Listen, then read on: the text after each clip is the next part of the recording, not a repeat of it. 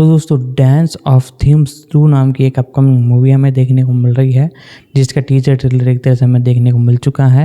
ये एक बेहतरीन मूवी है, अमेरिकन एक्शन मूवी है, क्राइम ड्रामा फ़िल्म है।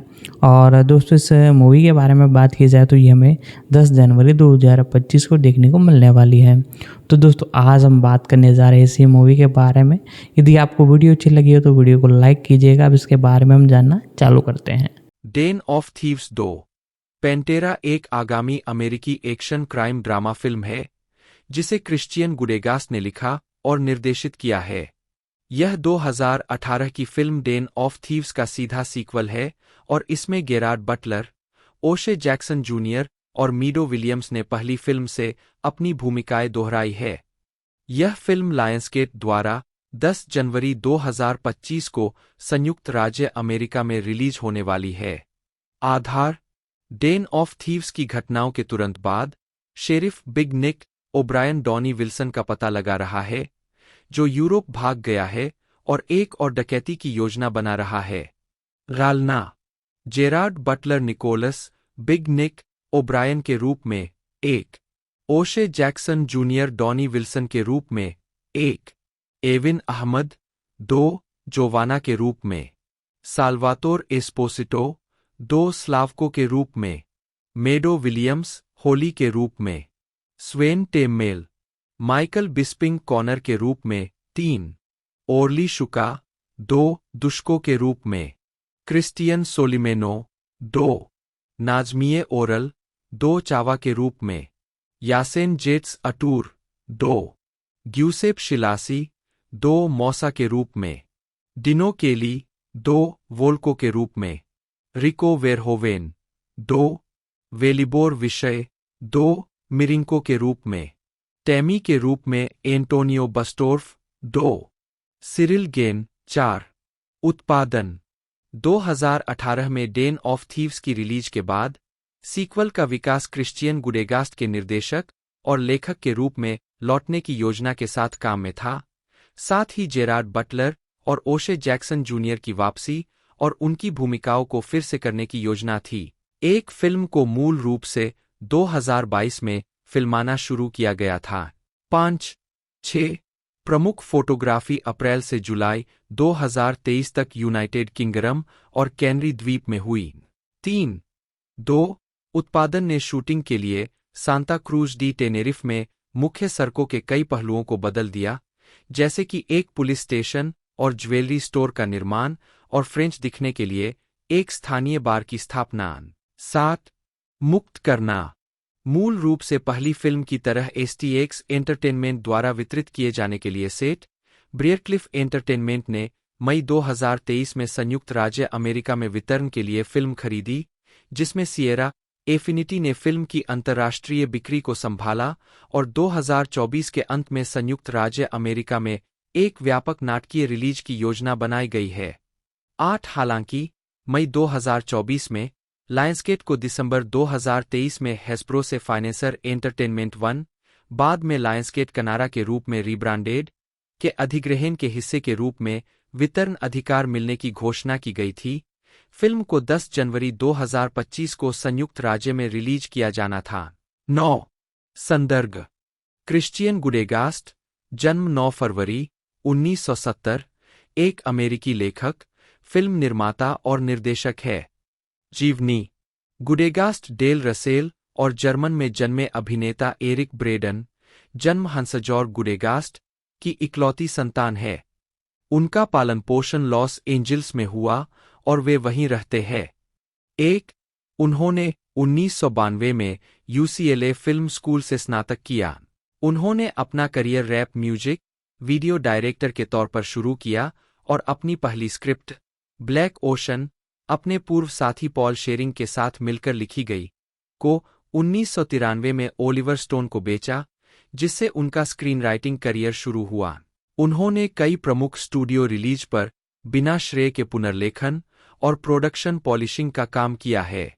गुडेगास्ट विवाहित है और उनके 3 बच्चे हैं। एलन सीगल, जन्म 26 अगस्त 1938, ब्रांड पहचान सलाहकार फर्म सीगल विजन के सीईओ है। वे वैश्विक ब्रांड रणनीति, फर्म सीगल प्लस गेल के संस्थापक और मानद अध्यक्ष है। प्रारंभिक जीवन। एलन सीगल का जन्म न्यूयॉर्क में यूजीन और रूथ सीगल के घर हुआ था।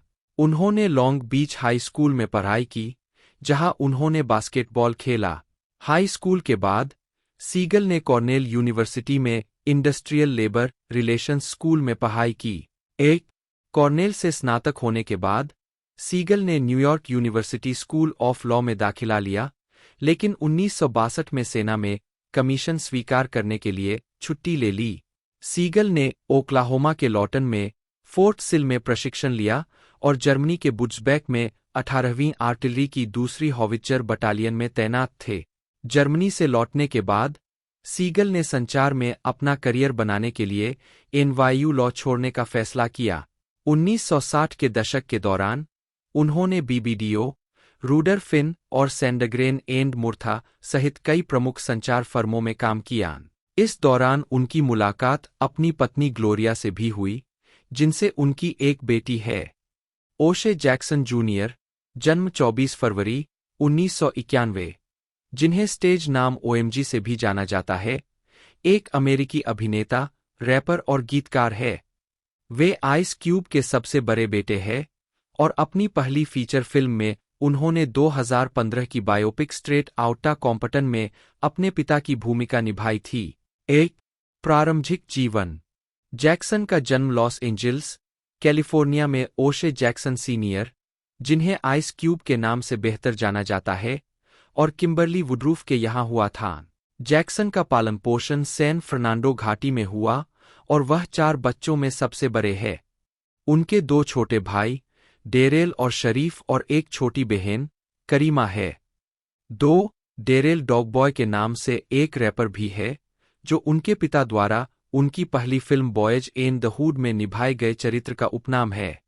जैक्सन ने कैलिफोर्निया के वुडलैंड हिल्स में William Howard Taft high school में पढ़ाई की, जहां से उन्होंने 2009 में स्नातक किया। उनके पिता भी टैफ्ट हाई स्कूल में पढ़ते थे। 3 जैक्सन ने दक्षिणी कैलिफोर्निया विश्वविद्यालय में भाग लिया, जहां उन्होंने पटकथा लेखन का अध्ययन किया, लेकिन अपने अभिनय करियर को आगे बढ़ाने के लिए उन्होंने पढ़ाई छोड़ दी। 4-5 आजीविका। पतली परत। जून 2014 में यह घोषणा की गई कि जैक्सन को एनडब्ल्यूए के बारे में एक जीवनी फिल्म स्ट्रेट आउटा कॉम्पटन में अपने पिता आइस क्यूब की भूमिका निभाने के लिए चुना गया था। यह फिल्म 14 अगस्त 2015 को सकारात्मक समीक्षाओं के साथ रिलीज हुई थी।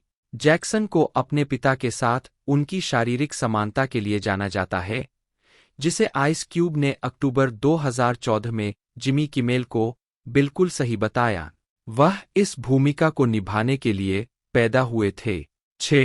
2017 में जैक्सन ने डैन पिंटो, बैटमैन जुनूनी महत्वाकांक्षी पटकथा लेखक, मकान मालिक और ऑब्रे प्लाजा के चरित्र इंग्रिड थोरबर्न की प्रेम रुचि फिल्म इंग्रिड गोज वेस्ट में निभाई, जिसमें कई आलोचकों, लॉस एंजिल्स टाइम्स, वल्चर और कोलाइडर सहित ने उनकी दृश्यचोरी क्षमताओं पर टिप्पणी की।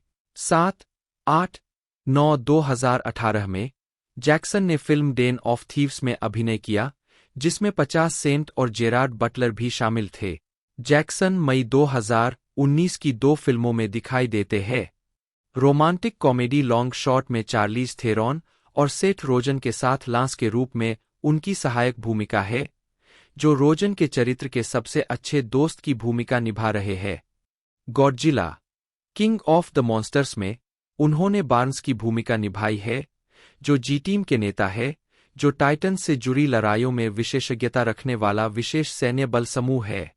10-11 इसके अलावा 2019 में जैक्सन ने Michael B Jordan, Jamie Foxx और ब्री लार्सन के साथ ड्रामा जस्ट मर्सी में सहअभिनय किया। उन्होंने एंथनी रे हिंटन का किरदार निभाया है, जिसने गलत तरीके से हत्या का दोषी पाए जाने के बाद 30 साल सलाखों के पीछे बिताए। 11 फिल्मों से 4 साल दूर रहने के बाद 2023 में उन्होंने dark comedy film Cocaine Bear में डेविड के रूप में वापसी की। संगीत। 2010 में जैक्सन और उनके भाई डेरेल को उनके पिता के album I am the West के गीतों, she couldn't make it on her own और L know how I am में दिखाया गया था। मार्च 2012 में जैक्सन ने OMG नाम से अपना पहला mixtape Jackin' for beats online release किया। वाइब के जैस्मीन ग्रे ने कहा, अपने शीर्षक के अनुरूप हिप हॉप के इस नए कलाकार ने साल के कुछ सबसे लोकप्रिय ट्रैक की धुनों पर अपने खुद के गीत प्रस्तुत किए हैं। 10 ट्रैक वाले इस टेप में हिप हॉप आइकन के बेटे को एक आशाजनक शुरुआत मिलती है। 12 एक से एक सेल मैगजीन के साथ एक साक्षात्कार में जैक्सन ने कहा कि कुछ लोग कहते हैं कि मैं OMG की तरह आवाज करता हूं। किसी ने भी मेरी तुलना नहीं की है या मुझे अन्य कलाकारों के साथ मिलाने की कोशिश नहीं की है। 13 2015 में जैक्सन पिया मिया के गाने टच के लिए संगीत वीडियो में दिखाई दिए। वह अमेरिकी हिप हॉप जोड़ी 2088 के संगीत वीडियो आउट ऑफ लव में भी दिखाई दिए, जो उनके स्वशीर्षक वाले डेब्यू एक्सटेंडेड प्ले को बढ़ावा दे रहा था। 14 टेलीविजन 6 फरवरी 2018 को जैक्सन ने ड्रंक हिस्ट्री के एक सेगमेंट में हिप हॉप के दिग्गज कूल हर्क की भूमिका निभाई। 4 अक्टूबर 2019 को जैक्सन ने फॉक्स पर WWE स्मैकडाउन की शुरुआत में अतिथि भूमिका निभाई। 16 जैक्सन ने कॉमेडी सीरीज द नाउ में डेव फ्रेंको के साथ अभिनय किया। 17 इसे मूल रूप से क्विबी पर रिलीज किया जाना था, लेकिन अंततः 10 दिसंबर 2021 को द रोकू चैनल पर रिलीज किया गया। 2021 के बास्केटबॉल ड्रामा शो स्वैगर में जैक्सन ने एक पूर्व उभरते सितारे इके एडवर्ड्स की भूमिका निभाई है, जो एक युवा हाई-स्टेक बास्केटबॉल टीम को कोच करने के लिए संघर्ष करता है। 18 सीरीज का प्रीमियर 29 अक्टूबर 2021 को एप्पल TV प्लस पर हुआ। उन्होंने Disney plus Star Wars series Obi Wan Kenobi में कावलान रोकेन की भूमिका निभाई। 19 व्यक्तिगत जीवन जैक्सन की एक बेटी है, जॉर्डन रेन जैक्सन, जिसका जन्म अगस्त 2017 में उनकी पूर्व प्रेमिका जैकी गार्सिया से हुआ था। 20-21 वह पेशेवर कुश्ती, 22 NHL के लॉस एंजल्स किंग्स, 23 और NFL में लॉस एंजल्स रैम्स के प्रशंसक है। 24-25 फिल्मोग्राफी पतली परत वर्ष शीर्षक भूमिका नोट्स 2015 स्ट्रेट आउटा कॉम्पटन बर्फ के छोटे टुकड़े 2017 इंग्रिड पश्चिम की ओर जाती है डैनियल डैन पिंटो 2018 चोरों का अड्डा डॉनी विल्सन 2019 लंबा शॉट परछा गॉडजिला राक्षसों का राजा chief warrant officer Jackson Barnes बस दया एंथनी रे हिंटन प्रारंभिक जीवन और शिक्षा कैंटन का जन्म न्यूयॉर्क शहर के क्वींस में एक यहूदी परिवार में हुआ था। 3 वे शर्ली और आर्थर कैंटन के बेटे थे, जिन्होंने फिल्म उद्योग में मार्केटिंग और प्रचार पर काम किया था, जिसमें लॉरेंस ऑफ अरेबिया जैसी फिल्में शामिल थीं। एक युवा वयस्क के रूप में उन्होंने अल्फ्रेड हिचकॉक, डेविड लीन और डोरिस डे जैसी प्रसिद्ध फिल्म हस्तियों से मुलाकात की जब वे परिवार के अपार्टमेंट में आए थे। 4 कैलिफोर्निया विश्वविद्यालय लॉस एंजल्स में अध्ययन करते समय वार्नर ब्रदर्स के मेल रूम में काम करने के बाद 5 कैंटन ने 20वीं सेंचुरी फॉक्स के लिए काम करना शुरू किया और बाद में फिल्म निर्देशक फ्रैंकलिन शेफर, निर्माता जॉन पीटर्स के साथ और 1970 के दशक में यूनाइटेड आर्टिस्ट्स में माइक मेडावॉय के कार्यकारी सहायक के रूप में काम किया। 4 आजीविका कैंटन ने 1980 के बाद से वार्नर ब्रदर्स में कार्यकारी उपाध्यक्ष के रूप में काम किया। उस समय उनकी सफलताओं में 1983 की नेशनल लैम्पून्स वेकेशन, पर्पल रेन और Batman and lethal weapon film श्रृंखला शामिल थी। 6 लेकिन द बोनफायर ऑफ द वेनिटीज 1990 जैसी कुख्यात बॉक्स ऑफिस विफलताएं भी शामिल थीं। 7 एक ऐसी फिल्म जिसे उन्होंने अपनी पहली स्क्रीनिंग में अब तक देखी गई सबसे अच्छी फिल्म के रूप में वर्णित किया था।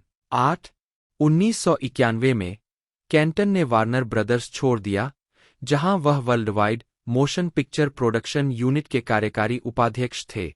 9 वार्नर ब्रदर्स ने स्टूडियो प्रमुख बॉब डेली के साथ 15 महीने पहले ही उन्हें अनुबंध से बाहर कर दिया, यह कहते हुए कि हमारे दृष्टिकोण से यह एक ऐसी नौकरी थी जिसे समाप्त किया जा रहा था। 10 इसके बाद वे सोनी के कोलंबिया पिक्चर्स, बाद में कोलंबिया ट्राइस्टार पिक्चर्स के अध्यक्ष बन गए, जहां वे गेरोनिमो, एन अमेरिकन लीजेंड जैसी कुछ असफल फिल्मों में शामिल थे, लेकिन मेन इन ब्लैक, एयर फोर्स वन और माई बेस्ट फ्रेंड्स वेडिंग जैसी ब्लॉकबस्टर फिल्मों में भी शामिल थे। 6 मार्च 2010 में कैंटन को सोनी द्वारा 1996 में निकाल दिया गया था। लास्ट एक्शन हीरो, एक फिल्म जिसे कैंटन ने संभवतः अब तक की सर्वश्रेष्ठ एक्शन फिल्म 11 के रूप में वर्णित किया था, और द केबल गाय सहित सापेक्ष फ्लॉप की एक श्रृंखला के बाद, इससे पहले कि उनकी फिल्मों की अंतिम श्रृंखला ब्लॉकबस्टर बन पाती। 12 उस समय उन्हें उत्साह, तेजतर्रार बातचीत, एक चिकना इतालवी अलमारी और एक युवा शैली के लिए जाना जाता है। 5 और एक डींग मारने वाला जो पहले स्थान पर एक स्टूडियो का अध्यक्ष बनने के लिए भाग्यशाली था। 13 कैंटन उन वर्षों में हॉलीवुड में सबसे शक्तिशाली अधिकारियों में से एक थे। 4 1998 में कैंटन एक स्वतंत्र फिल्म निर्माता बन गए, जिसमें माइकल कीटन अभिनीत जैक फ्रॉस्ट उनके पहले प्रमुख प्रोडक्शन के रूप में थी। 14 अगस्त 2000 से जर्मन कंपनी सीनेटर एंटरटेनमेंट द्वारा समर्थित, उन्होंने वार्नर ब्रदर्स के साथ एक फर्स्ट लुक डील की। 2001 के अंत तक सीनेटर के शेयरों में काफी गिरावट आई और कैंटन को अपनी प्रोडक्शन कंपनी बंद करनी पड़ी। 15 2002 में वे आर्टिस्ट मैनेजमेंट ग्रुप की मूवी शाखा, आर्टिस्ट प्रोडक्शन ग्रुप के मुख्य कार्यकारी अधिकारी थे। 6 नवंबर 2003 में एपीजी छोड़ने के बाद, उन्होंने मार्क किम्सी, एक निवेश प्रबंधक के साथ मिलकर एटमॉस्फियर एंटरटेनमेंट बनाया। इसका उद्देश्य फिल्में और टेलीविजन प्रोग्रामिंग का निर्माण करना था। 16 इस कंपनी के साथ उन्होंने 300, इमोर्टल्स और द स्पाइडरविक क्रॉनिकल्स जैसी ब्लॉकबस्टर फिल्में बनाईं। कार्यकारी अध्यक्ष और निर्माता के रूप में अपनी भूमिकाओं में कैंटन 300 से अधिक प्रमुख हॉलीवुड प्रस्तुतियों में शामिल रहे हैं। 17 अन्य गतिविधियां और भूमिकाएं। 2023 तक Canton Ischia Global Film and Music Festival के बोर्ड में उपाध्यक्ष है, जो इस्चिया के इतालवी द्वीप पर आयोजित एक अंतर्राष्ट्रीय फिल्म महोत्सव है। 18 व्यक्तिगत जीवन। कैंटन की शादी ऑस्कर विजेता निर्माता वेंडी फिनरमैन से हुई थी, जिनसे उनके 3 बच्चे हैं। 4 उनके भाई फिल्म निर्माता नील कैंटन है। 4 उन्होंने 2000 की फिल्म गेट कार्टर का सहनिर्माण किया। फिल्मोग्राफी। जब तक अन्यथा उल्लेख न किया जाए, वे सभी फिल्मों में निर्माता थे। पतली परत। वर्ष पतली परत श्रेय पुरस्कार, बॉक्स ऑफिस 1980 हंसते हुए मरो $4 मिलियन। 1998 जारा बाबा 34.6 मिलियन। 20 2000 कार्टर प्राप्त करें 19.4 मिलियन। 21 लाल ग्रह 33.5 मिलियन। 22 2001 फरिश्तों जैसी आंखें 29.7 मिलियन। 23 2002 फंसा हुआ कार्यकारी निर्माता 13.4 मिलियन। 24 2004 जाने लेना 65.5 मिलियन। 25 आकस्मिक धन प्राप्ति कार्यकारी निर्माता 30.1 मिलियन। 26 2005 मृतकों की भूमि नामांकित, सर्वश्रेष्ठ हॉरर फिल्म के लिए सैटर्न पुरस्कार। नामांकित, सर्वश्रेष्ठ हॉरर के लिए एम्पायर पुरस्कार। नामांकित, फैंगोरिया, सर्वश्रेष्ठ वाइड रिलीज फिल्म। नामांकित, चॉइस समर मूवी के लिए टीन चॉइस पुरस्कार 47.8 मिलियन। 27 2006 300 सर्वश्रेष्ठ एक्शन या एडवेंचर फिल्म के लिए सैटर्न पुरस्कार। नामांकित, सर्वश्रेष्ठ विज्ञानफाई फंतासी के लिए एम्पायर पुरस्कार। नामांकित, सर्वश्रेष्ठ मूवी के लिए एमटीवी मूवी पुरस्कार। नामांकित, सर्वश्रेष्ठ अंतर्राष्ट्रीय मूवी के लिए एमटीवी रूस मूवी पुरस्कार। नामांकित, सर्वश्रेष्ठ एक्शन एडवेंचर के लिए राष्ट्रीय मूवी पुरस्कार। नामांकित, पसंदीदा एक्शन मूवी के लिए पीपुल्स चॉइस पुरस्कार। नामांकित सर्वश्रेष्ठ एनिमेटेड या मिश्रित मीडिया फीचर के लिए सैटेलाइट पुरस्कार। नामांकित चॉइस मूवी एक्शन के लिए टीन चॉइस पुरस्कार 456.1 million dollar. Evin Ahmad, Kurdish रोमानीकृत इविन अहमद, जन्म 8 जून 1990, एक स्वीडिश अभिनेत्री और लेखिका है। उन्हें गुलरबैगे पुरस्कारों के लिए 2 बार नामांकित किया गया है। एक प्रारंभिक जीवन।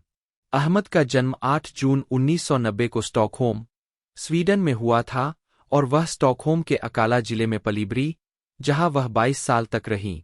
उनके माता पिता कुर्द है। उनकी मां अफरीन सीरिया से है और उनके पिता सुलेमानिया इराक से एक अभिनेता है। 2 आजीविका।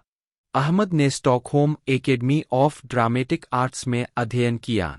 3 उन्होंने 2007 में जोनास हसन खेमरी के उपन्यास एट ओगा रोट के फिल्म रूपांतरण के साथ स्क्रीन पर अपनी शुरुआत की। 4 उन्हें 2019 में डेनिश पोस्टेपोकेलिक सीरीज द रेन और स्वीडिश क्राइम ड्रामा क्विकसैंड में उनकी भूमिकाओं के लिए पहचान मिली। 5 अहमद ने 2021 में नेटफ्लिक्स की मूल सीरीज स्नब्बा कैश में मुख्य किरदार लेया के चित्रण से व्यापक पहचान हासिल की।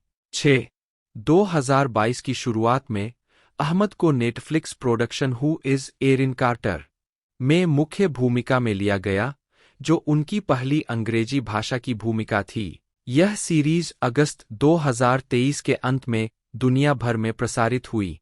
7-8 व्यक्तिगत जीवन। वह अभिनेता अर्दलान एस्मैली के साथ लंबे समय से रिश्ते में है। 9 फिल्मोग्राफी। वर्ष शीर्षक भूमिका नोट्स। 2007 एक रोटी यास्मीन। 2014 नीली आंखें चमेली टीवी श्रृंखला। 2015 बेक सुजुखसमोर्डेन सारा। मेलानी के मीडो विलियम्स, जन्म 10 फरवरी 1966, एक अमेरिकी अभिनेत्री और निर्माता है। उन्होंने अपने करियर की शुरुआत Beverly Hills corp 3 1994, the Mask 1994 और अपोलो 13 1995 जैसी फिल्मों में छोटी भूमिकाओं में की। 2000 के दशक में विलियम्स ने फिल्म निर्माता के रूप में काम करना शुरू किया। उनकी क्रेडिट में the harvest 2013, Dane of Thieves 2018, after 2019 और बॉस लेवल 2020 शामिल है। उन्होंने 2021 की drama film American traitor the trial of Axis Sally में मिल्ड्रेड गिलर्स की भूमिका निभाई, जिसे उन्होंने फाइनेंस भी किया था। विलियम्स की अभिनय प्रतिभा और फिल्म निर्माता के रूप में पेशेवर आचरण की उनके अमेरिकन ट्रेटर सहकलाकार अल पैचिनो ने आलोचना की थी। 2 जीवन और कैरियर। मेलानी के विलियम्स का जन्म मियामी, फ्लोरिडा में हुआ था और टेनेसी में पली बड़ी। 3 उन्होंने हाई स्कूल में प्रदर्शन करना शुरू किया और बाद में एक मॉडल के रूप में काम करने के लिए न्यूयॉर्क शहर चली गईं। न्यूयॉर्क में विलियम्स ने लैरी मॉस स्टूडियो में अभिनय का अध्ययन किया।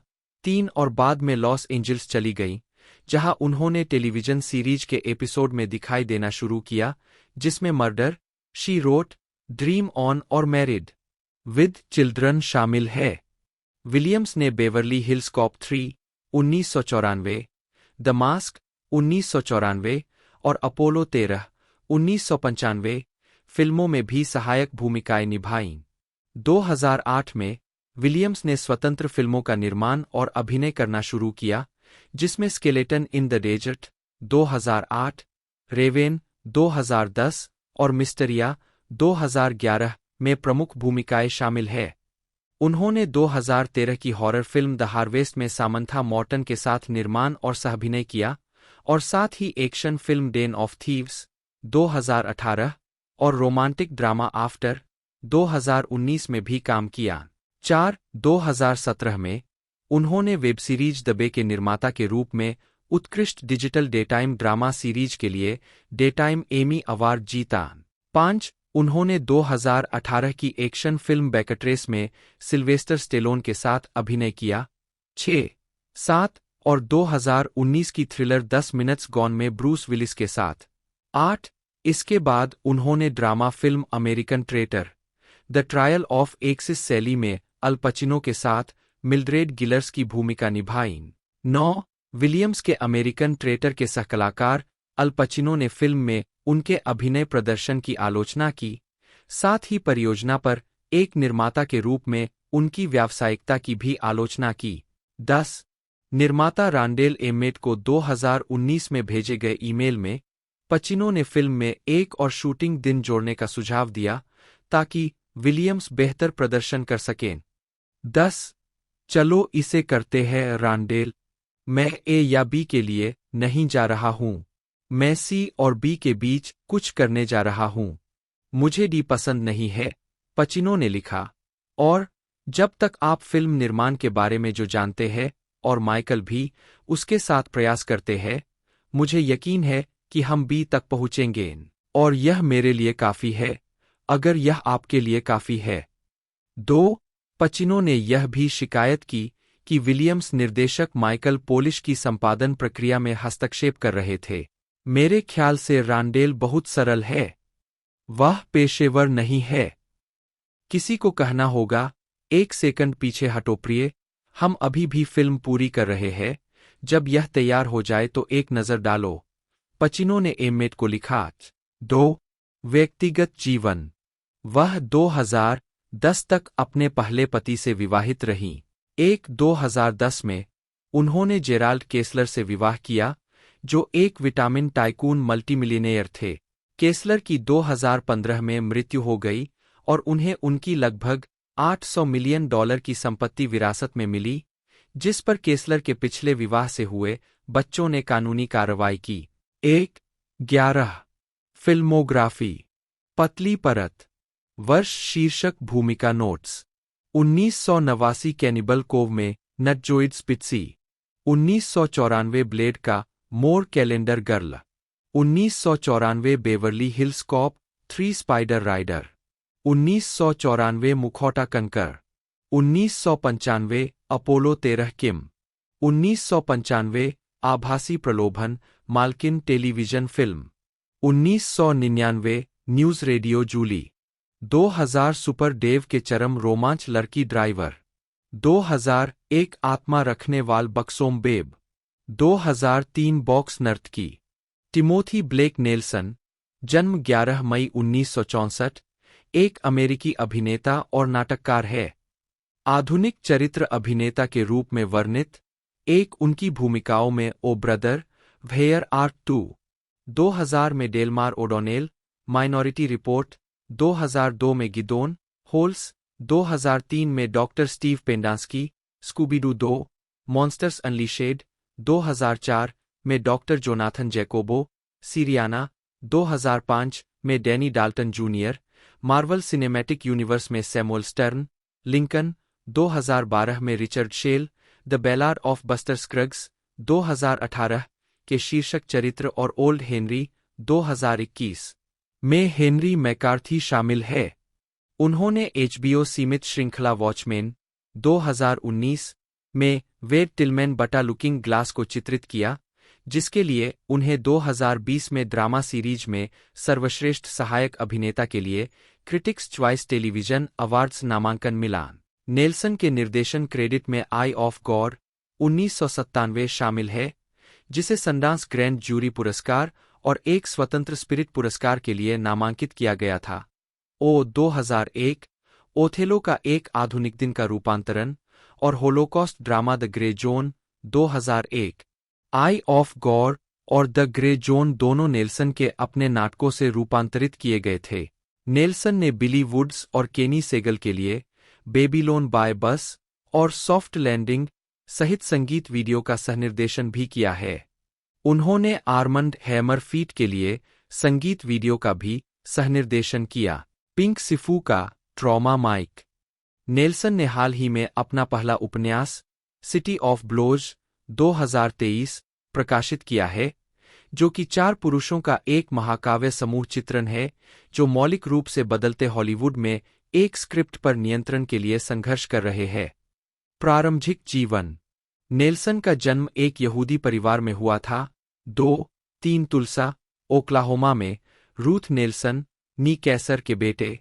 4-5 एक प्रसिद्ध तुल्सा सामाजिक कार्यकर्ता और परोपकारी, और डॉन नेल्सन, एक भूविज्ञानी और वाइल्डकैटर। 6-7 उनके मामा व्यवसायी जॉर्ज कैसर है। 8 उनके नाना नानी हरमन जियो कैसर और केट कैसर, व्यवसायी मैक्स सैमुअल की बेटी, जर्मनी से थे और द्वितीय विश्व युद्ध से कुछ समय पहले नाजियों से बच निकले थे। वे 1938 में ब्रिटेन चले गए। 9-96 सेक, जहां नेल्सन की मां का जन्म हुआ। 9-87 सेक, 10 और 1941 में संयुक्त राज्य अमेरिका में आकर बस गए। 11-12-13 उनके पिता का परिवार रूस यहूदी प्रवासी थे। 14 नेल्सन ने ओक्लाहोमा के लोन वुल्फ में quarter mountain resort arts and conference centre में ओक्लाहोमा समर आर्ट्स इंस्टीट्यूट में भाग लिया। 15 नेल्सन 1982 में तुल्सा के हॉलैंड हॉल स्कूल से स्नातक है।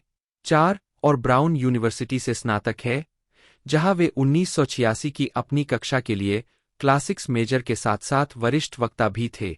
ब्राउन में उन्होंने दार्शनिक मार्था नुसबाम के अधीन अध्ययन किया। 16 वे फी बीटा कप्पा सोसाइटी के सदस्य हैं। उन्होंने शास्त्रीय अध्ययन में उत्कृष्टता के लिए वर्कमैन ड्रिस्कॉल पुरस्कार जीता। 17 उन्होंने 1990 में जुइलियार्ड से स्नातक किया, जो ग्रुप 19 का सदस्य है। 18 आजीविका, जीवित व्यक्ति की जीवनी के इस भाग में सत्यापन के लिए अतिरिक्त उद्धरणों की आवश्यकता है। कृपया विश्वसनीय स्रोत जोड़कर सहायता करें। जीवित व्यक्तियों के बारे में विवादास्पद सामग्री जो स्रोतहीन या खराब स्रोत वाली है, उसे लेख और उसके वार्ता पृष्ठ से तुरंत हटा दिया जाना चाहिए, खासकर यदि संभावित रूप से मानहानिकारक हो। स्रोत खोजें। टिम ब्लेक नेल्सन, समाचार, समाचार पत्र, पुस्तकें, विद्वान जस्टोर। जून 2017। जाने कि इस संदेश को कैसे और कब हटाया जाए। 2012 में आहना ओरेली के साथ नेल्सन। नेल्सन का पहला नाटक आई ऑफ गॉड 1992 में सिएटल रिपर्टरी थिएटर में बनाया गया था। ग्रे जोन का प्रीमियर 1996 में न्यूयॉर्क के एमसीसी थिएटर में हुआ, जहां उनके 1998 के काम अनादारको का निर्माण किया गया था। वह स्केच कॉमेडी शो द अननेचुरल्स के सहकलाकार थे, जो 1989 और 1991 के बीच बाद में सीटीवी और कॉमेडी सेंट्रल में बदल गया, पर पॉल जालूम, जॉन मारियानो और सियोभान फॉलन होगन के साथ चला। 19 नेल्सन फिल्म, टीवी और थिएटर में एक अभिनेता के रूप में दिखाई दिए हैं। उन्होंने film O Brother, Where Art Thou में डेलमार के रूप में एक प्रमुख भूमिका निभाई थी। निर्देशक जोएल और एथन कोएन के अनुसार, वह कलाकारों या क्रू में एकमात्र व्यक्ति थे जिन्होंने होमर की ओडिसी पढ़ी थी, एक कहानी जिस पर फिल्म शिथिल रूप से आधारित है। 20 उन्होंने फिल्म के साउंड ट्रैक पर इन द जेलहाउस नाउ गाया, जिसे 2002 में एल्बम ऑफ द ईयर के लिए ग्रैमी अवार्ड मिला। उन्होंने होल्स, माइनॉरिटी रिपोर्ट, सीरियाना और लिंकन जैसी फीचर फिल्मों में कई सहायक भूमिकाएं निभाई है। वह मार्वल कॉमिक्स के रूपांतरण द इनक्रेडिबल हल्क और फैंटास्टिक फोर में भी दिखाई दिए।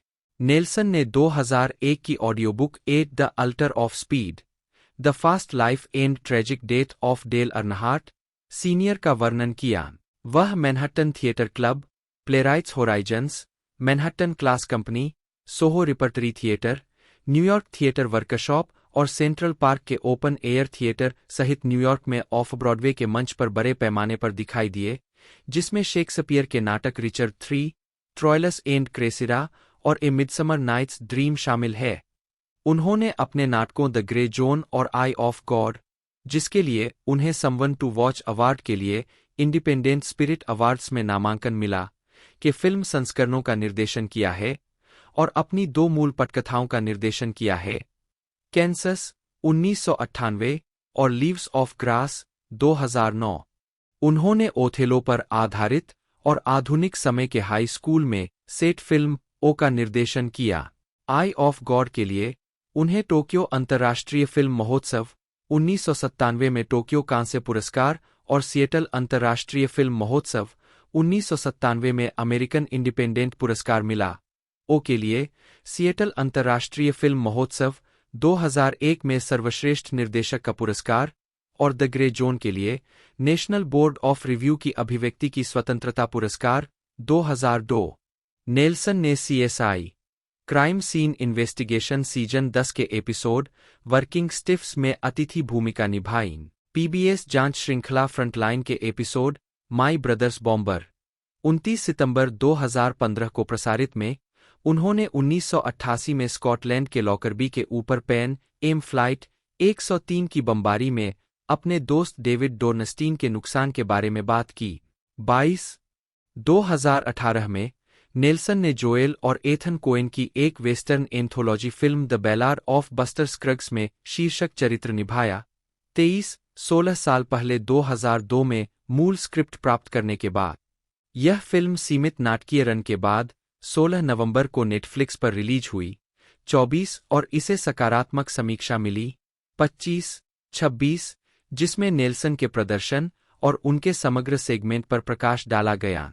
उन्होंने ड्रामा कानूनी ड्रामा जस्ट मर्सी 2019 में राल्फ मायर्स को चित्रित किया। जनवरी 2023 में वह ड्यून पार्ट 2 के कलाकारों में शामिल हो गए। 27 हालांकि उनकी भूमिका को अंतः फिल्म से काट दिया गया। 28 नाटककार नेल्सन का नाटक सुकरात 2019 में द पब्लिक थिएटर में प्रदर्शित हुआ, जिसमें माइकल स्टुहलबर्ग ने मुख्य भूमिका निभाई थी। 29 इसे न्यूयॉर्क टाइम्स सहित कई प्रकाशनों द्वारा अनुकूल रूप से प्राप्त किया गया था।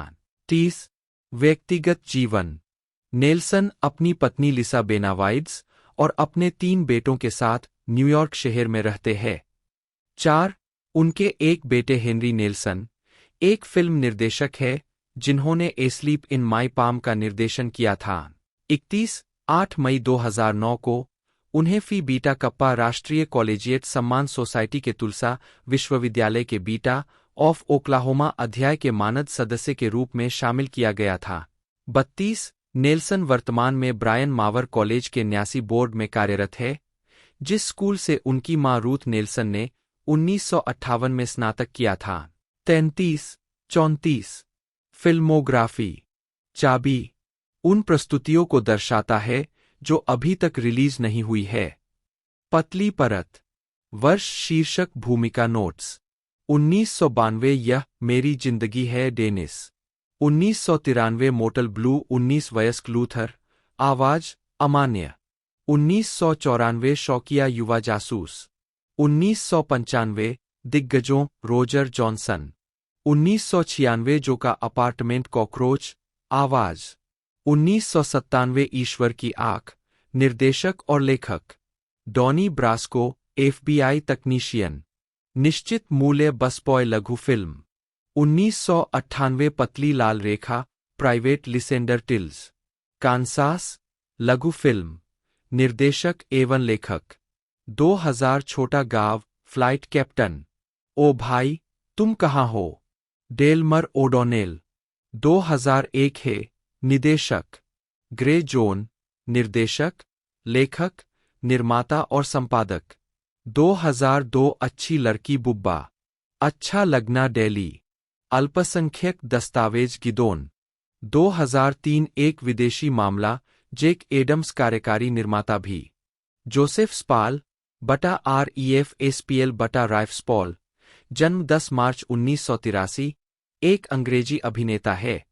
Supaul Kidulthood 2006 a good year 2006 hot fish 2007 one day 2011 anonymous 2011 Prometheus 2012 life of Pi 2012 the world's end 2013 the big shot 2015 the BFG 2016 the ritual 2017 और जुरासिक वर्ल्ड फॉलन किंगडम 2018 सहित कई फिल्मों में नजर आ चुके हैं। स्पॉल ने 2010 से 2011 तक पीट वर्सेस लाइफ में पीट ग्रिफिथ की मुख्य भूमिका निभाई और TV series the shadow line और ब्लैक मिरर में किरदार निभाए हैं। स्पॉल मेन इन black spin off film main इन ब्लैक इंटरनेशनल 2019 में भी नजर आए। मई 2020 से स्पॉल ने Apple TV plus comedy series trying में अभिनय किया है। प्रारंभिक जीवन। राफे जोसेफ स्पॉल, एक बेहतर स्रोत की जरूरत का जन्म 10 मार्च 1983 2 को ईस्ट डुलविच, लंदन में 12 डंस्टन रोड पर हुआ था। 3 शेन, नी बेकर और अभिनेता टिमोथी स्पॉल के 3 बच्चों में से दूसरे। The night of the burning pastel में नायक के नाम पर एक भूमिका जो उनके पिता ने रॉयल शेक्सपियर कंपनी में निभाई थी और जिसे बाद में उन्होंने खुद निभाया। उन्हें हमेशा अभिनय करने की महत्वाकांक्षा थी। जब राफे 14 साल के थे तब उनके पिता को माइलॉयड ल्यूकेमिया का पता चला और अगले 18 महीने उन्होंने इलाज में बिताए। 4.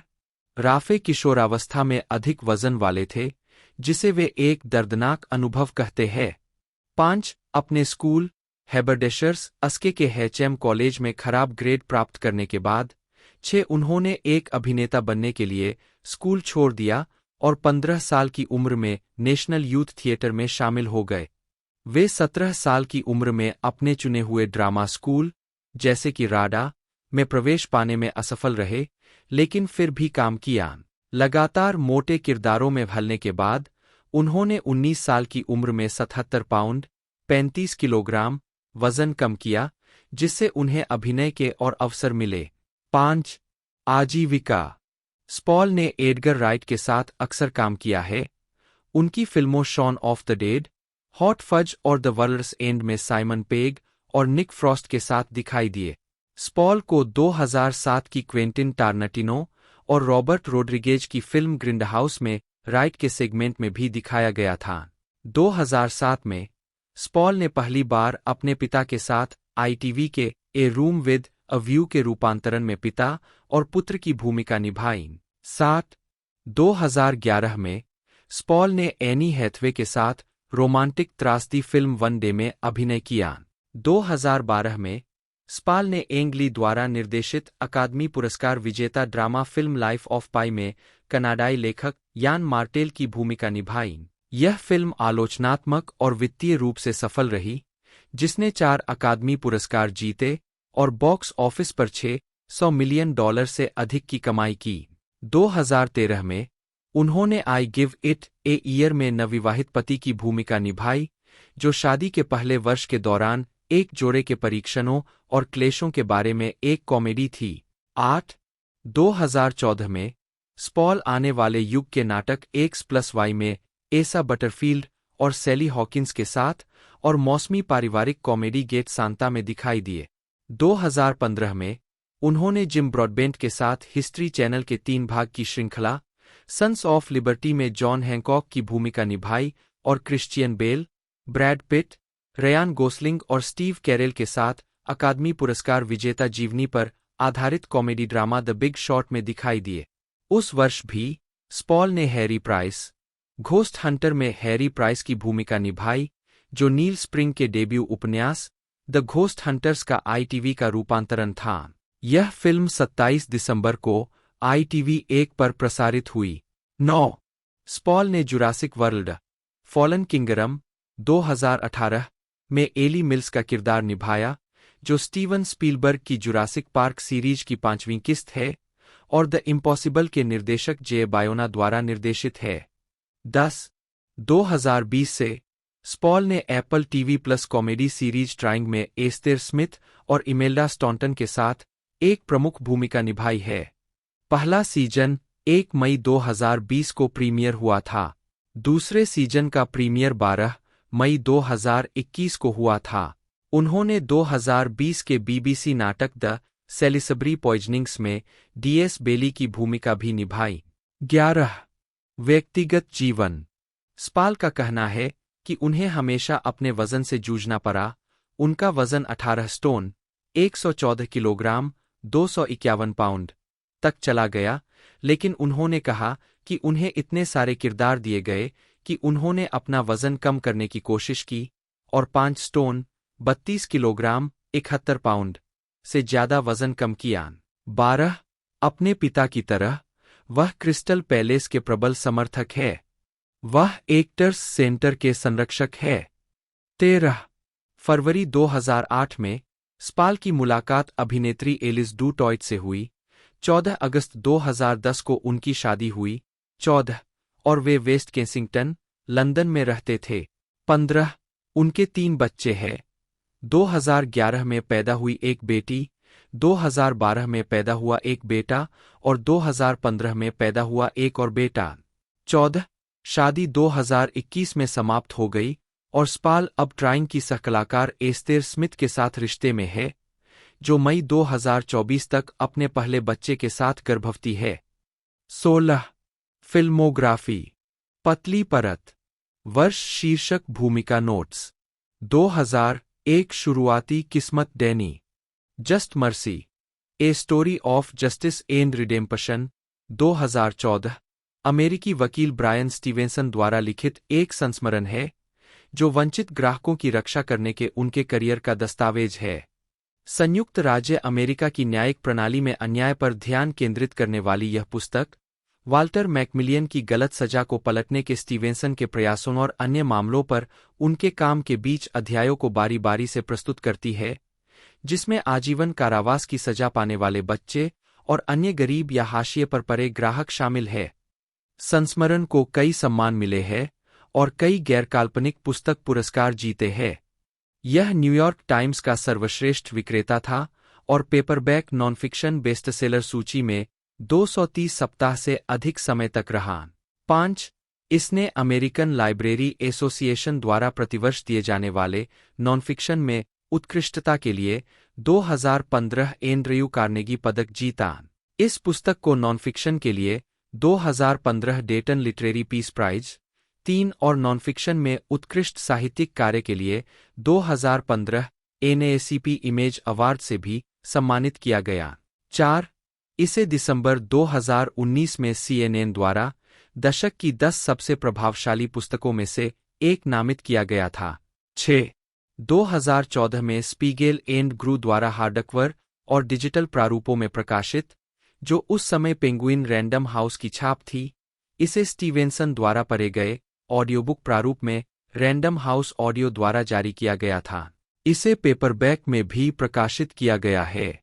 18 सितंबर 2018 को डेलाकोर्ट प्रेस द्वारा एक युवा वयस्क रूपांतरण प्रकाशित किया गया था। संस्मरण को डेस्टिन डैनियल क्रेटन द्वारा 2019 में इसी नाम की फिल्म के रूप में रूपांतरित किया गया था। फिल्म के उपलक्ष्य में पेंगुइन रैंडम हाउस की छापों द्वारा 3 दिसंबर 2019 को संस्मरण के दोनों संस्करणों के लिए मूवी टाई-इन संस्करण जारी किए गए। पृष्ठभूमि स्टीवेंसन 2012 में। स्टीवेंसन 2012 में। स्टीवेंसन एक वकील और समान न्याय पहल के संस्थापक, 7 ने हार्वर्ड लॉ स्कूल से स्नातक की उपाधि प्राप्त की। वह अपने दादा की हत्या से आंशिक रूप से वकील बनने के लिए प्रेरित हुए, जो तब हुई जब वह 16 वर्ष के थे। 8 उन्होंने ईस्टर्न यूनिवर्सिटी से स्नातक की डिग्री प्राप्त की, जिसे उस समय ईस्टर्न कॉलेज के रूप में जाना जाता था, और अल्बामा जाने और समान न्याय पहल की स्थापना करने से पहले जॉर्जिया में गरीबों के लिए एक वकील के रूप में अपना करियर शुरू किया। 9 स्टीवेंसन ने स्पीगेल एंड ग्रू के क्रिस जैक्सन को उनके द्वारा दिए गए टेड टॉक के आधार पर संस्मरण का विचार दिया और तुरंत हस्ताक्षर कर दिए गए। 10 शीर्षक को पुस्तक के संदेश को व्यक्त करने में मदद करने के लिए चुना गया था कि न्याय और दया परस्पर अन्य नहीं है। 11 स्टीवेंसन ने वाल्टर मैकमिलियन की अपील पर अपने काम को प्रदर्शित किया है, जो पुस्तक में चित्रित किया गया है। इस मामले की जांच 1992 के 60 मिनट के एपिसोड के दौरान की गई थी।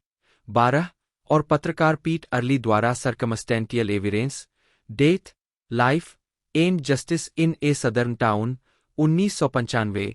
13 पुस्तक में। 9 अवलोकन यह पुस्तक एक वकील के रूप में स्टीवेंसन के करियर और गरीब ग्राहकों के लिए उनके काम के बारे में एक संस्मरण है, जो काफी हद तक रोंडा मॉरिसन की हत्या के लिए वाल्टर मैकमिलियन की गलत सजा को पलटने के उनके प्रयासों पर केंद्रित है। 9 8 स्टीवेंसन ने 1980 के दशक में इस मामले पर काम करना शुरू किया, जबकि मैकमिलियन मौत की सजा पर थे। 9. पुस्तक में इस मामले पर फिर से विचार किया गया है और यह प्राथमिक कथा के रूप में कार्य करता है। 8. पुस्तक के अध्याय समय के साथ मैकमिलियन मामले के विभिन्न पहलुओं, विषम अध्याय और अन्य मामलों पर स्टीवेंसन के काम, सम अध्याय के बीच बारी बारी से आते हैं। 14. 15. पुलिस मुखबिर की गवाही के आधार पर मैकमिलियन को मोनरोविले, अलबामा, लेखक हार्पर ली का गृहनगर, जिन्होंने टू किल ए मॉकिंगबर्ड और ट्रूमैन कैपोट लिखे थे, में एक युवा श्वेत महिला रोंडा मॉरिसन की हत्या के लिए दोषी ठहराया गया और मौत की सजा सुनाई गई। 9. मैकमिलियन के मुकदमे में जूरी, जिसमें केवल एक अश्वेत व्यक्ति शामिल था, 16 ने जेल में आजीवन कारावास की सजा सुनाई। पीठासीन न्यायाधीश ने उन्हें खारिज कर दिया और मामले में मौत की सजा सुनाई। 9. 1993 में मैकमिलियन को सभी आरोप हटा दिए जाने पर बरी कर दिया गया था, जब उन्होंने हत्या के लिए मौत की सजा पर 6 साल बिताए थे, जिसमें उनके मुकदमे से 1 साल से अधिक समय पहले भी शामिल था। पुस्तक समान न्याय पहल का संक्षिप्त इतिहास भी प्रदान करती है। 16. स्टीवेंसन संयुक्त राज्य अमेरिका की आपराधिक न्याय प्रणाली में होने वाले अन्याय पर ध्यान केंद्रित करते हैं, जिसमें प्रकाशन के समय दुनिया की सबसे अधिक कैद दर और जनसंख्या थी। 17. स्टीवेंसन ने 1983 में मृत्युपंक्ति वाले कैदी के साथ अपनी पहली मुलाकात को याद किया, जब वह दक्षिणी कैदियों की रक्षा समिति के लिए जॉर्जिया में एक कानून के छात्र और प्रशिक्षु थे, अब अटलांटा में स्थित दक्षिणी मानवाधिकार केंद्र। 8. स्टीवेंसन ने 30 वर्षों में अपने करियर के पथ की पड़ताल की और पुस्तक 2013 में मैकमिलियन की प्राकृतिक मृत्यु के साथ समाप्त होती है। 14. स्टीवेंसन ने अन्य हाशिए के ग्राहकों के लिए अपने काम का दस्तावेजीकरण किया है, जिसमें किशोरों के रूप में किए गए अपराधों के लिए दोषी ठहराए गए प्रतिवादियों को दिए गए पैरोल के बिना अनिवार्य आजीवन कारावास को खत्म करने और प्रतिबंधित करने के प्रयास शामिल है। 16. अन्य हाई प्रोफाइल मामलों में स्टीवेंसन ने मिलर बनाम अलबामा में काम किया, जिसमें उन्होंने 2012 में संयुक्त राज्य अमेरिका के सुप्रीम कोर्ट के समक्ष सफलतापूर्वक तर्क दिया कि नाबालिगों के लिए पैरोल के बिना अनिवार्य आजीवन कारावास, यहां तक कि हत्या के मामलों में भी, संयुक्त राज्य अमेरिका के संविधान के 8वें संशोधन का उल्लंघन था, जो क्रूर और असामान्य सजा को प्रतिबंधित करता है। 11. संस्मरण में आपराधिक न्याय प्रणाली में पुलिस, न्यायाधीशों और अभियोजकों द्वारा सत्ता के दुरुपयोग के मामलों का भी वर्णन किया गया है। 18. स्वागत। इस पुस्तक की पत्रकारों और सामाजिक न्याय और संस्कृति के क्षेत्र में अग्रणी हस्तियों द्वारा व्यापक रूप से समीक्षा की गई और इसकी प्रशंसा की गई। 2016 की गर्मियों तक इस पुस्तक को 20 से अधिक कॉलेजों और विश्वविद्यालयों द्वारा नए छात्रों को दिए जाने वाले कॉलेज स्तरीय पढ़ने के रूप में अपनाया गया था। 19. 2020 में ओपरा विन्फ्रे ने लिखा, जब मैं सामूहिक कारावास और सामाजिक न्याय के बारे में अपनी समझ को गहरा करना चाहती थी, तो मुझे ब्रायन स्टीवेंसन की उत्कृष्ट जस्ट मर्सी द्वारा निर्देशित किया गया था। 20. वकील और लेखक जॉन ग्रिशम ने कहा कि पुस्तक एक प्रेरक और शक्तिशाली कहानी है। 21. नोबेल शांति पुरस्कार विजेता डेसमंड टूटू ने लिखा कि पुस्तक जितनी मनोरंजक है उतनी ही परेशान करने वाली है, मानो अमेरिका की आत्मा को परीक्षण पर रखा गया हो। 22. टूटू ने यह भी लिखा कि पुस्तक दुनिया के हर सभ्य देश में विवेकशील लोगों को यह पढ़ना चाहिए कि जब न्याय और दया की जगह बदला और प्रतिशोध आ जाता है तो क्या होता है। इसे पढ़ना किसी भी कानूनी थ्रिलर जितना ही मनोरंजक है, और जो अधर में लटका है वह किसी महान राष्ट्र की आत्मा से कम नहीं है। 23. टूटू ने स्टीवेंसन को अमेरिका का नेल्सन मंडेला कहा है। 24. आलोचक एओ स्कॉट ने लिखा कि यह एक दर्दनाक, सुंदर, रहस्योद्घाटन करने वाली पुस्तक है, पढ़ने का ऐसा अनुभव जो दुनिया के बारे में आपकी समझ को स्थायी रूप से बदल सकता है। 25. निकोलस क्रिस्टोफ ने पुस्तक की प्रशंसा करते हुए इसे एक तीखा, मार्मिक और क्रोधित करने वाला संस्मरण बताया।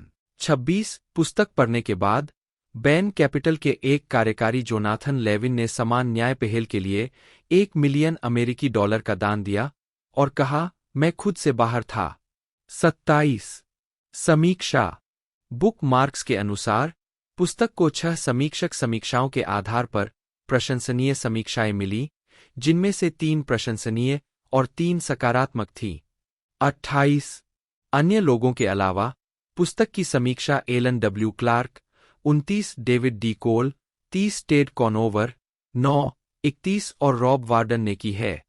32 अपनी समीक्षा में एलन क्लार्क ने लिखा, जब स्टीवेंसन एक के बाद एक बाधाओं को पार करता है तो कोई विस्मय में उसका अनुसरण करता है। 29 डेविड कोल ने पुस्तक की दूसरी समीक्षा में लिखा, हर bit to kill a mockingbird जितना ही मार्मिक है और कुछ मायनों में उससे भी ज्यादा।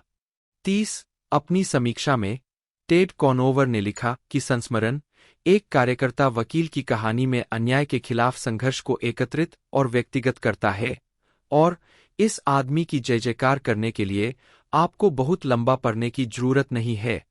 9 कॉनोवर ने पुस्तक के संदेश को संक्षेप में बुराई पर काबू पाया जा सकता है, एक अंतर बनाया जा सकता है के रूप में लिखा।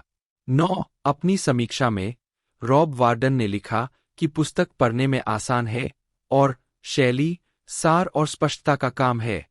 32 फाइनेंशियल टाइम्स ने कहा कि यह पुस्तक मृत्यु दंड के बारे में लिखी गई अब तक की सबसे गहरी, मार्मिक और शक्तिशाली पुस्तक है और शायद कभी भी लिखी जा सकती है।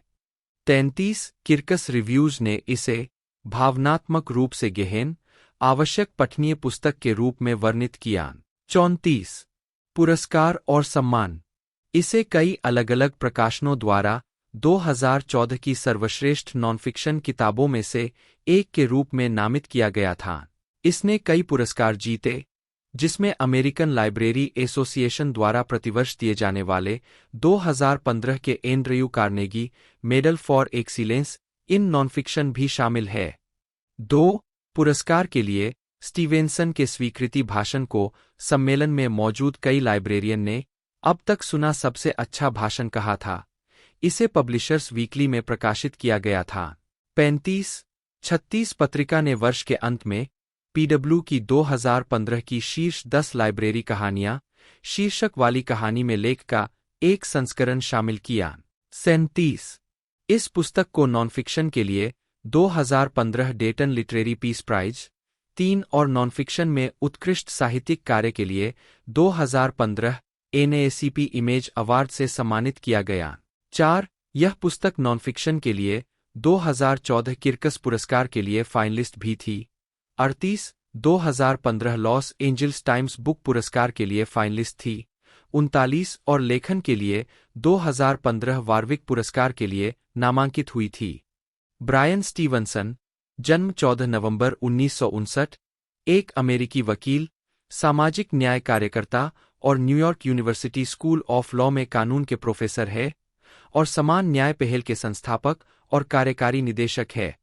मोंटगोमरी, अलबामा में स्थित, उन्होंने आपराधिक न्याय प्रणाली में गरीबों और अल्पसंख्यकों, विशेष रूप से बच्चों के खिलाफ पूर्वाग्रह को चुनौती दी है। उन्होंने संयुक्त राज्य अमेरिका के सर्वोच्च न्यायालय के उन निर्णयों को प्राप्त करने में मदद की है जो 18 वर्ष से कम उम्र के बच्चों को मृत्युदंड या पैरोल के बिना आजीवन कारावास की सजा देने पर रोक लगाते हैं। 1 स्टीवेंसन को 2019 की कानूनी ड्रामा फिल्म जस्ट मर्सी में दिखाया गया था, जो उनके 2014 के संस्मरण just mercy, a story of justice and redemption पर आधारित है। संस्मरण में उन्होंने वाल्टर मैकमिलियन के साथ अपने काम को याद किया, जिन्हें अन्यायपूर्ण तरीके से दोषी ठहराया गया था और मौत की सजा सुनाई गई थी। स्टीवेंसन ने मोंटगोमरी में शांति और न्याय के लिए राष्ट्रीय स्मारक की शुरुआत की, जो 1877 से 1950 तक दक्षिण के 12 राज्यों में लिंच किए गए 4000 से अधिक अफ्रीकी अमेरिकियों में से प्रत्येक के नाम का सम्मान करता है। उनका तर्क है कि गुलामी और लिंचिंग के इतिहास ने दक्षिण में मृत्युदंड की बाद की उच्च दर को प्रभावित किया है, जहां इसे अल्पसंख्यकों पर असंगत रूप से लागू किया गया है। एक संबंधित संग्रहालय, the legacy museum, from enslavement to mass incarceration, संयुक्त राज्य अमेरिका में रंग के लोगों की कैद और निष्पादन की उच्च दर के साथ लिंचिंग की पोस्ट पुनर्निर्माण अवधि के बीच संबंध दिखाने के लिए व्याख्याएं प्रदान करता है। प्रारंभिक जीवन। ब्रायन ए स्टीवेंसन का जन्म 14 नवंबर 1959 को दक्षिणी डेलावेयर के एक छोटे से शहर मिल्टन में हुआ था। 2. उनके पिता Howard Carlton Stevenson Senior Milton में पले बड़े थे और उनकी मां Alice Gertrude Golden Stevenson Philadelphia में पैदा हुई और पली बड़ी थी। 2. उनका परिवार 20वीं सदी की शुरुआत में महान प्रवास के दौरान वर्जीनिया से शहर में आ गया था। 3. स्टीवेंसन के 2 भाई बहन हैं, एक बड़ा भाई हॉवर्ड जूनियर और एक बहन क्रिस्टी। 4. दोनों माता पिता काम के लिए राज्य के उत्तरी भाग में जाते थे। हॉवर्ड सीनियर एक जनरल फूड्स प्रोसेसिंग प्लांट में प्रयोगशाला तकनीशियन के रूप में काम करते थे। 2. और Alice Dover Air Force Base में समान अवसर अधिकारी के रूप में काम करती थीं। 2. 3. उन्होंने अपने बच्चों को शिक्षा के महत्व पर विशेष रूप से जोर दिया। 3. स्टीवेंसन का परिवार prospect African Methodist Episcopal church में जाता था, जहां एक बच्चे के रूप में स्टीवेंसन ने पियानो बजाया और गाना बजाने वालों में गाया। 2. उनके बाद के विचार अफ्रीकी मेथोडिस्ट एपिस्कोपल चर्च के मजबूत विश्वास से प्रभावित थे, जहां चर्च जाने वालों को गिरने के बाद खड़े होने के लिए मनाया जाता था। 2. इन अनुभवों ने उनके विश्वास को सूचित किया कि हमारे समाज में प्रत्येक व्यक्ति अपने द्वारा किए गए सबसे बुरे काम से कहीं अधिक है। 2.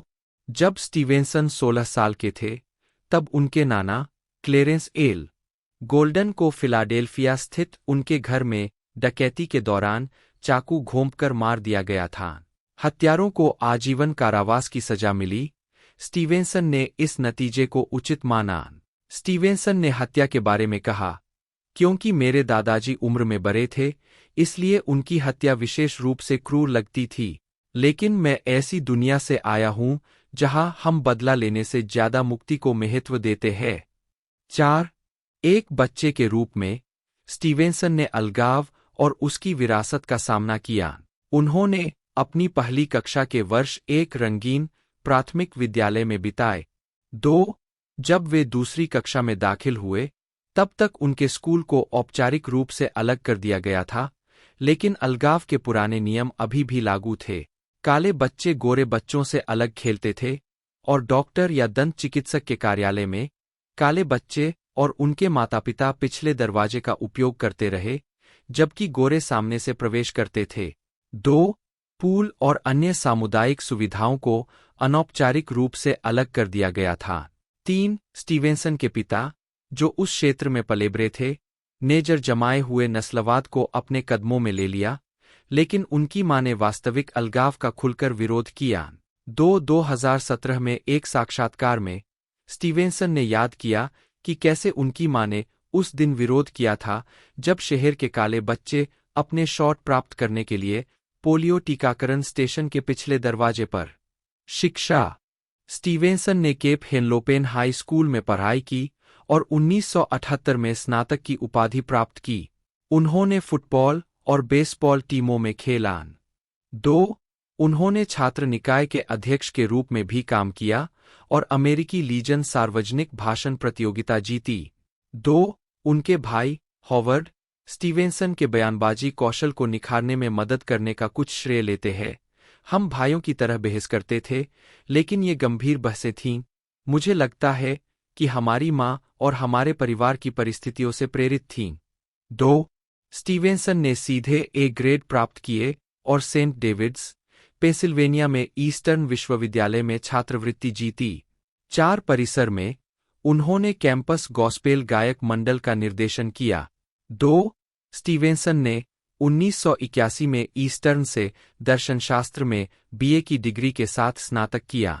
4. 1985 में स्टीवेंसन ने हार्वर्ड लॉ स्कूल से जेडी की डिग्री और हार्वर्ड विश्वविद्यालय में ही John F Kennedy school of government से सार्वजनिक नीति एमपीपी में एमए की डिग्री हासिल की। 6.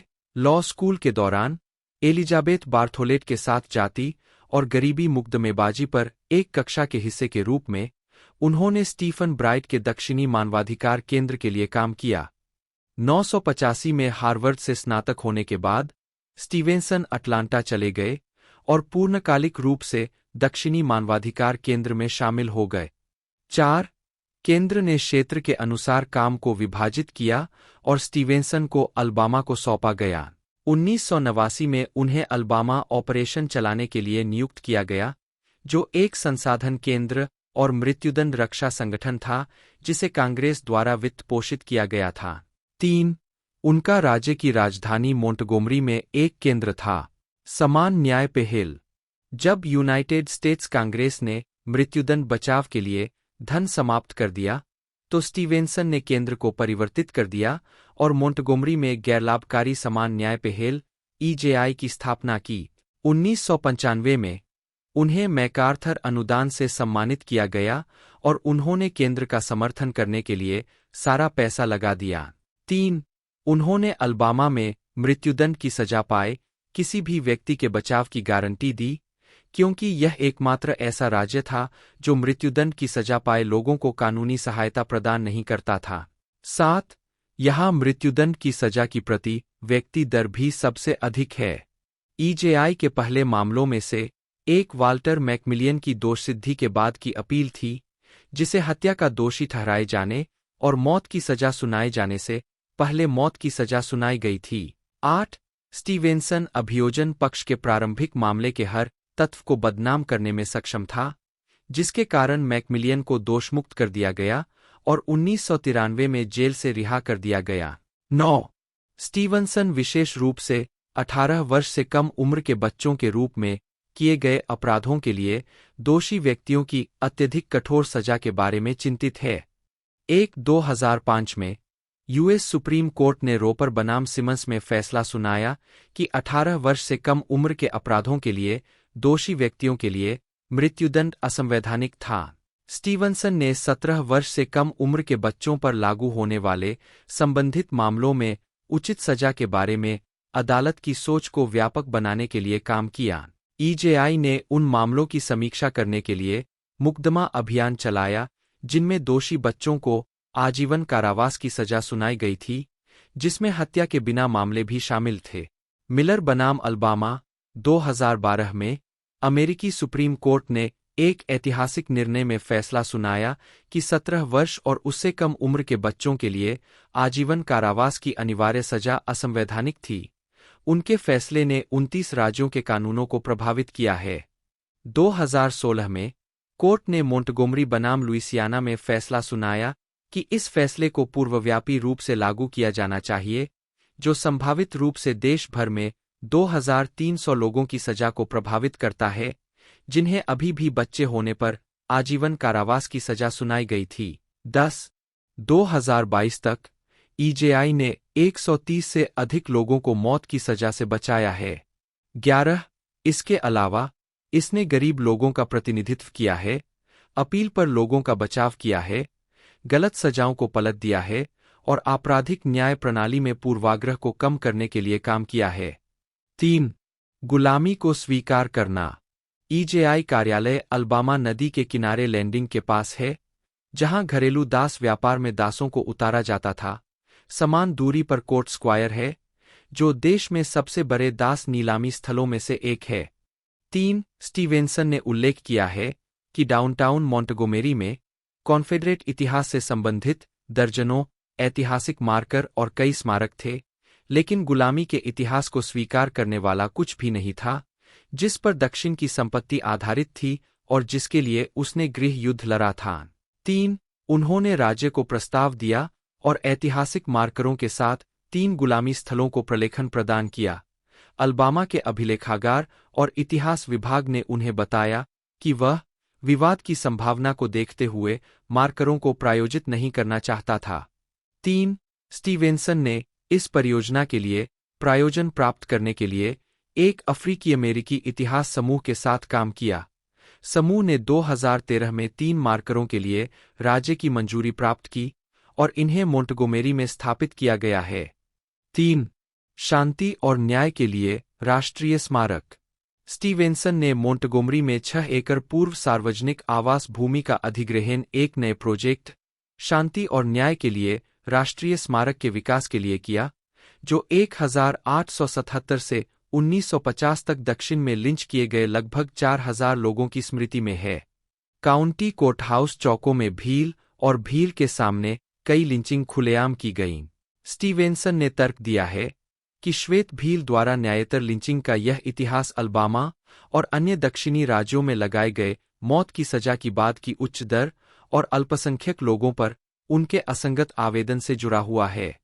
वह आगे तर्क देते हैं कि यह इतिहास अल्पसंख्यकों के खिलाफ पूर्वाग्रह को प्रभावित करता है, जैसा कि देश भर में उनके लिए अनुपातहीन रूप से उच्च सामूहिक कारावास दरों में व्यक्त होता है।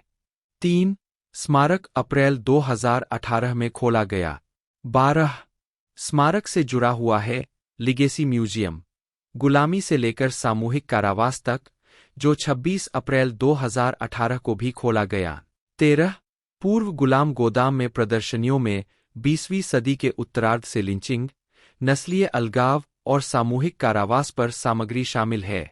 स्टीवेंसन ने स्पष्ट किया है कि आपराधिक न्याय प्रणाली के तहत रंग के लोगों के साथ व्यवहार गुलामी के इतिहास और बाद में दक्षिण में अल्पसंख्यकों के साथ व्यवहार से कैसे संबंधित है। 14. लेखक। दोस्तों, इसके पिछले पार्ट के बारे में बात की जाए तो वो हमें 19 जनवरी 2018 में देखने को मिला था।